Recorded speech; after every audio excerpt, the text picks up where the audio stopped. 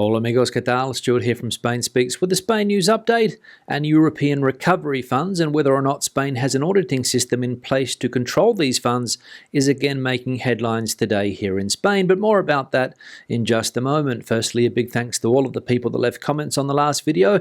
Lots of comments, lots of debate happening there as usual. Thanks to people that supported the channel by buying merchandise, and a big thanks to my patrons on Patreon for your ongoing support. Now, let's get into the news, and as I said, the topic of European recovery funds and whether or not Spain has an auditing system in place to control the use of those funds is making headlines again today. As we can read here, Brussels requires Spain to create next-generation audit teams. Just over a week ago, Spain became the first EU country to apply for the third instalment of the next-generation funds worth €6 billion, with 29 milestones and targets associated with it. However, this disbursement will also depend on the country's fulfillment of certain additional commitments linked to the implementation of an audit system for these funds, the controversial milestone 173. These would be units for the control of funding from Brussels to be implemented within the Ministry of Finance. Thus, in the framework of the evaluation of the fulfillment of the 24 milestones and 5 objectives linked to the third payment of the European funds, the European Commission will ensure that Spain has adopted these extra commitments of milestone 173. The milestone in question is part of the application for the first tranche of aid and requires the implementation of an audit and control system of the European funding. So it seems clear that after reading articles like that one, that there is no auditing system currently in place to control these European recovery funds. This was reported a couple of weeks ago by various press outlets here in Spain, but a lot of people said that it was fake news. But the question I have is, how can a country think that it can receive so much money from somebody else without an auditing system in place? Because history will show us that money that has been given to Spain by the European Union in the past hasn't always ended up where it was supposed to end up. Now, there's some good news today for people that like to travel around Spain on the high-speed rail network, and it is that as of this week, there's a new operator in this sector and more competition here in Spain when it comes to rail travel. As we can read here, EO arrives in Spain. These are the prices, routes and conditions of the AVE competitor. This week sees the debut of EO, the new high-speed train service that will compete with Renfe's AVE high-speed trains. The new railway operator arrives thanks to Trenitalia in consortium with Air Nostrum and Global Via. This Monday, there will be an institutional trip restricted to authorities and journalists to Valencia, although the commercial inauguration for the public will not take place until next Friday, the 25th, on the Madrid-Barcelona route. In its debut, EDO will only cover the Madrid-Barcelona route with 32 frequencies, 16 round trips, daily between the two cities, which means that there will be at least one frequency every hour. Subsequently, it will extend its commercial offer to other routes. Specifically, on the 16th of December, it will start operating the Madrid-Valencia route with 16 daily trains. On the 31st of March next year, it will launch the Madrid-Córdoba-Seville, 12 daily frequencies, and the Madrid-Córdoba-Malaga, 10 frequencies, and from the 2nd of June 2023, it will operate the Madrid-Alicante, 4 frequencies. So more competition now here in Spain when it comes to the high-speed train network, and hopefully it'll shake the train sector up in this country and bring prices down. Because as we know, Renfe has been abusing its dominant position here in Spain when it comes to rail travel for decades and decades. Now, as I mentioned last week, the 20 cent per litre fuel rebate that we currently enjoy here in Spain is coming to an end.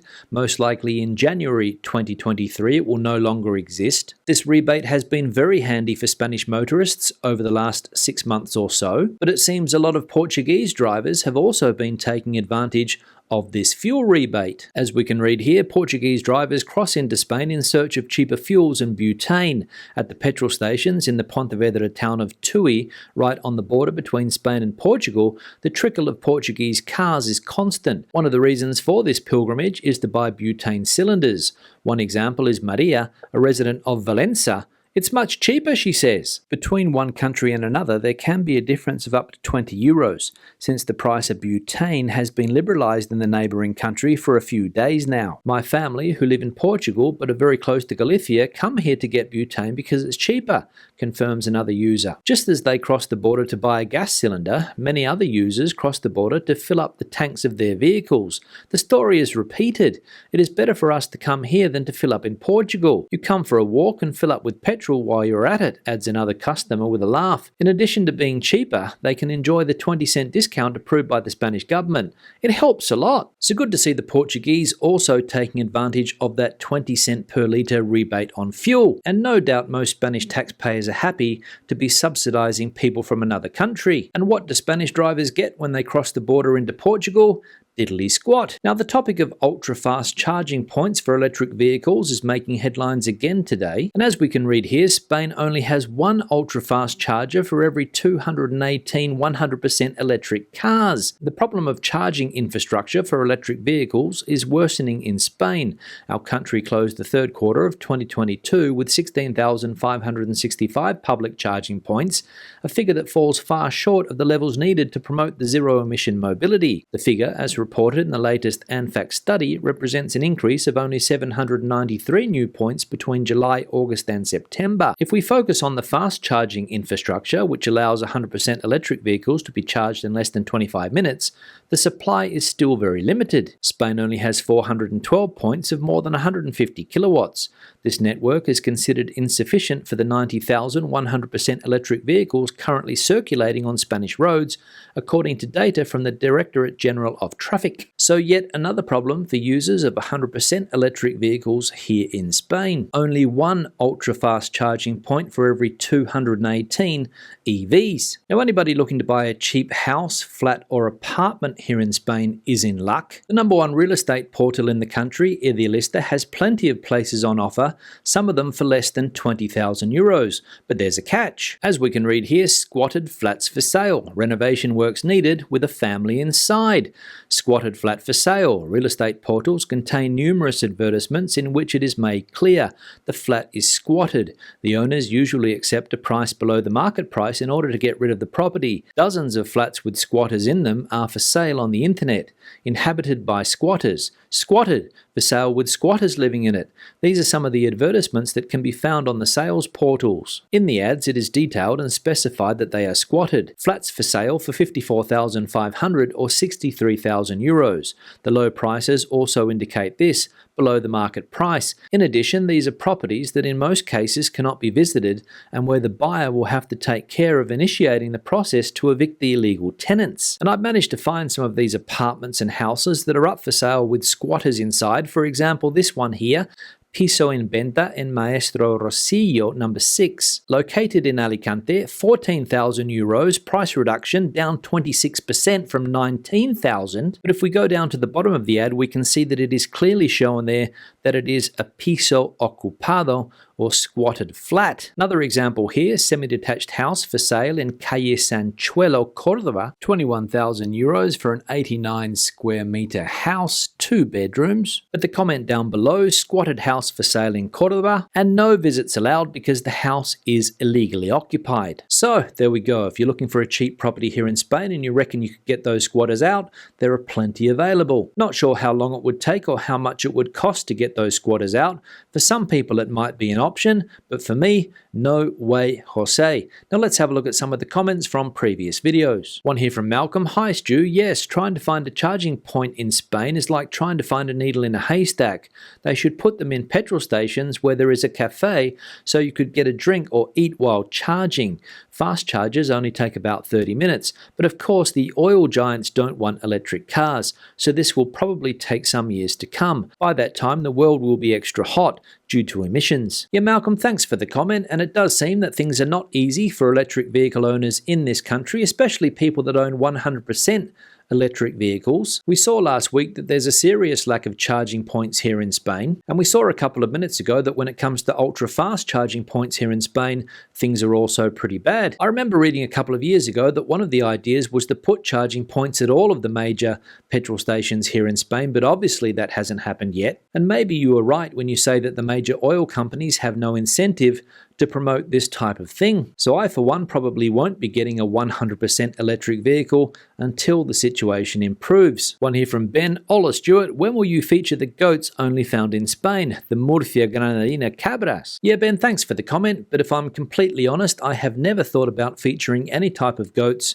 on this channel. In fact, I had no idea that there are goats that are unique to Spain. But if a few other people write to me and say that they are also interested in Spanish goats, I might look into it. One here from Tom. Hi Stuart, don't forget that other great Commonwealth country, Canada, is also in the World Cup.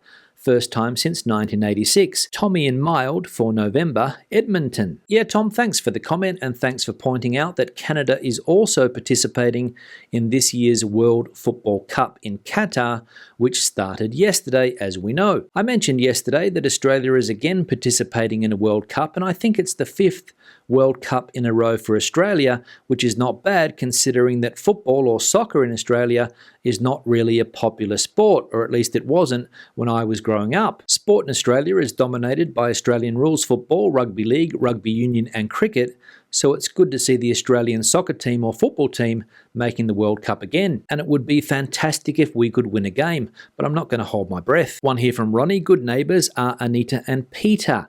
Have been a great support for me. They are elderly themselves. Never have I ever met two people that never think of themselves, only others. Yeah, Ronnie, thanks for the comment, and I hope that you have nominated your two neighbours, Anita and Peter, for the Age in Spain Good Neighbour Award for 2022. And it's good to see that you have a solid support network for your life in this country. And finally, one here from Marty. You want friendly folk, go to the Canary Islands. People in Madrid these days are not very friendly. Yeah, Marty, thanks for the comment, but I imagine that there are around 7 million Madrileños that would not agree with your statement. There are some unfriendly people, of course, living in this part of Spain, but then again, Madrid is Spain's biggest city, and as we know, big cities do make people unfriendly. And are people in the Canary Islands friendlier than people in other parts of Spain? I've got no idea because I've never been to the Canary Islands. But if you live in a place where the cost of living is low and the weather is fantastic 12 months of the year, like in the Canary Islands, then you've got plenty of reasons to be happy. On that note, I'll wrap the video up. Questions and comments, please leave them in the section below. If you live in the Canary Islands and you are surrounded by friendly people, please let me know in the comment section below. Give the video a thumbs up if you liked it, thumbs down if you didn't. I'll see you in the next one. Hasta luego.